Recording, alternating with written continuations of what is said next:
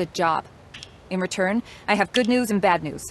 Which one do you want? The good news is the helicopter is on the way, and we can evacuate as soon as it gets here. The bad news... You came at just the right time. Check this out.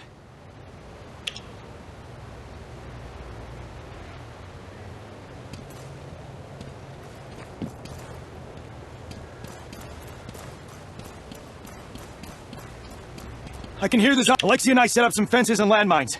Hope I can hold. The ammo box is just under my feet, so you can reload whenever you want. They're coming! We'll cover the sides! And you, hold your ground!